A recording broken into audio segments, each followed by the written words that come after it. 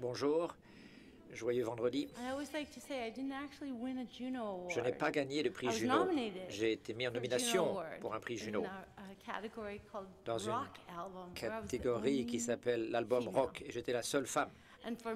Et pour moi, surtout à ce moment-là, c'était mieux que n'importe quoi d'autre. Gagner, perdre, peu importe. Le fait que j'étais la seule femme, la seule fille, la seule naine, c'était plus important pour moi. Et j'étais vraiment très fier de ça. Et je suis toujours fier de ça. Je suis fier d'être ici aujourd'hui, une femme, canadienne. Merci, Shane, de me donner cette occasion de pouvoir être avec vous ce matin. C'est tout un honneur pour moi d'être ici, d'être inclus. Tous ces gens qui viennent de cette province, qui vont parler du Canada, du 150e anniversaire, c'est quelque chose qu'il convient de fêter dignement.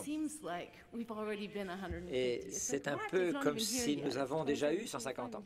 On n'a pas encore eu 150 ans, mais c'est comme si c'était déjà fait, quelquefois. Je suis née en Inde. Je suis canadienne, mais je suis née à l'étranger. Ma mère n'avait que 16 ans. Mais grâce à elle,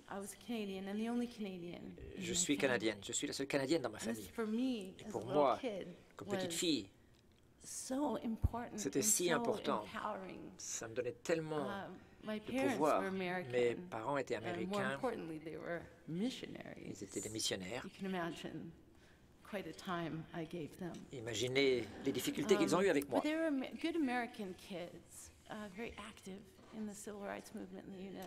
Mais il y a beaucoup de choses qui sont passées. Ils ont adopté ma sœur la plus âgée, Sharine, un an avant moi, puis ils m'ont adopté canadien. Et puis ensuite, ils sont repartis aux États-Unis, et puis ils ont eu une petite fille, ma sœur, américaine. Mais je suis la seule Canadienne dans ma famille. Cela me donnait quelque chose de spécial. Je me suis identifié à ce pays.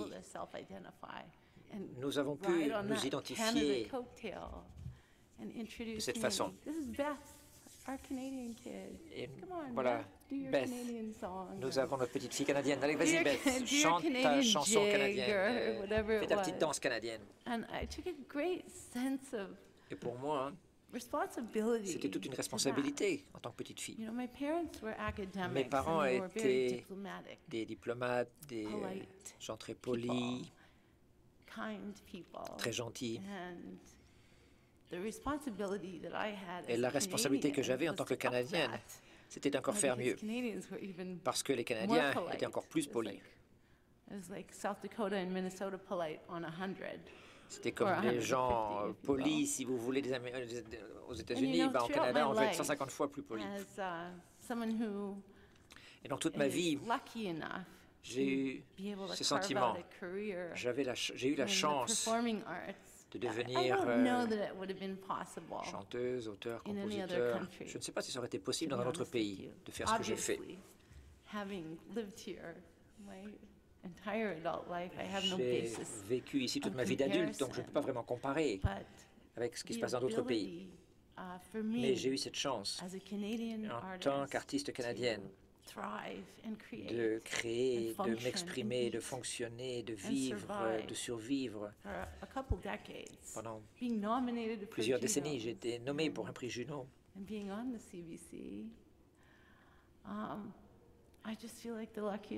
Et c'est comme si j'étais la fille la plus chanceuse du monde.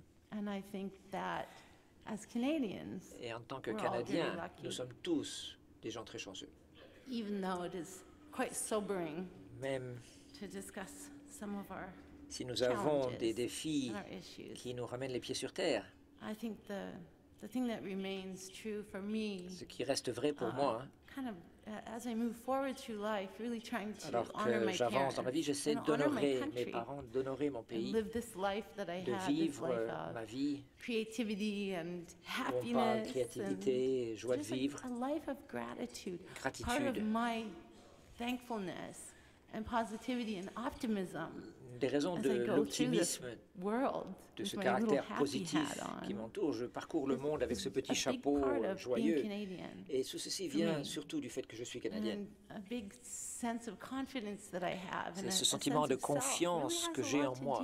Et cela a beaucoup à voir avec le fait que je sois née canadienne, d'où je viens, où je vais, où va le Canada. Donc une de mes responsabilités d'être la petite Canadienne toujours contente dans la famille, c'est d'être également la petite fille canadienne qui remercie les gens de ce pays, qui remercie ce pays. Je suis une femme, maintenant je suis adulte, et je suis fière.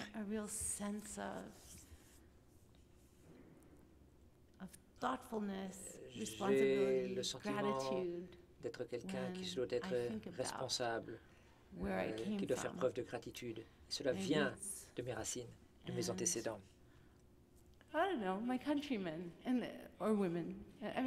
Tous les Canadiens, toutes les Canadiennes, nous sommes tous ensemble.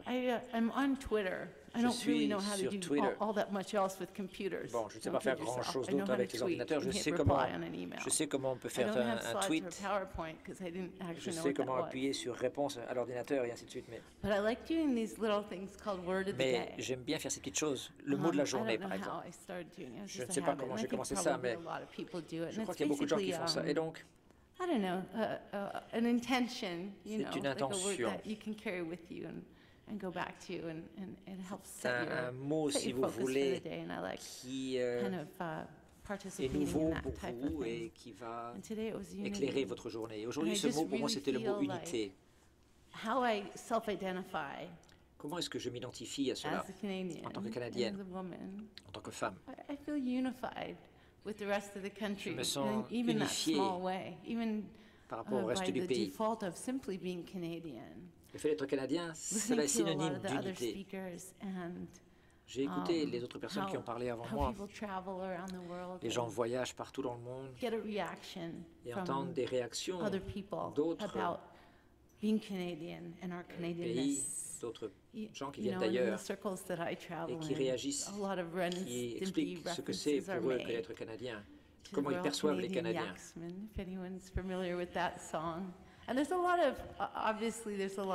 Et bien sûr, il y a beaucoup de plaisanteries qui sont faites à ce niveau-là. Les Canadiens, souvent, on s'en moque un petit peu. Le hockey, ce n'est pas la seule chose au Canada.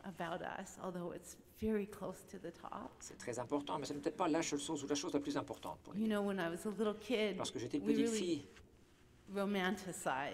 nous avions toute cette image romantique autour de Pierre Trudeau. Ça reste vrai. Nous avons ces icônes qui sont importantes pour nous.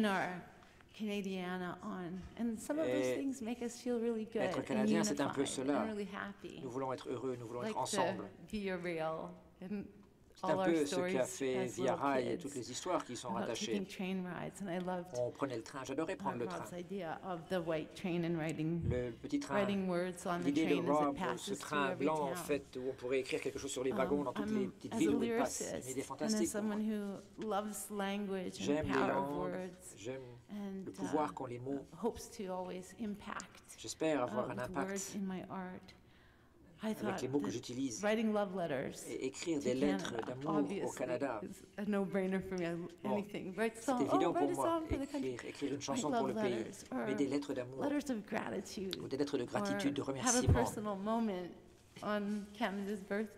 ou écrire une histoire personnelle, verbaliser, si vous voulez, mettre sous forme de mots toutes ces histoires, tous ces souvenirs, même s'il y a des difficultés, des défis qui sont présentes. Je crois que nous devrions pouvoir mettre sous forme de mots cet amour, cette affection profonde que nous avons pour notre pays, le Canada.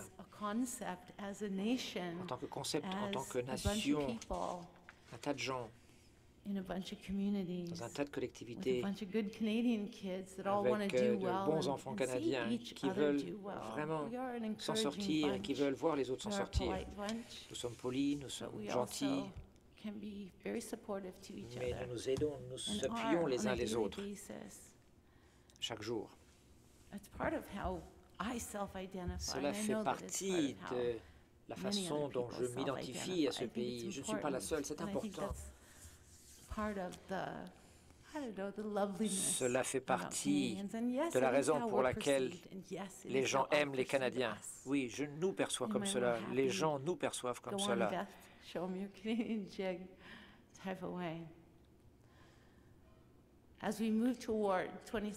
Nous nous rapprochons de 2017 et je pense qu'un événement comme cela, c'est un événement important qui va nous donner plus de force, qui va créer et renforcer le dialogue. Et lorsque nous commencerons à parler, à partager, et à comprendre tous les points communs qui existent entre nous, nous sommes heureux. Nous avons beaucoup de chance d'être ici, nous avons la chance d'être Canadiens. Et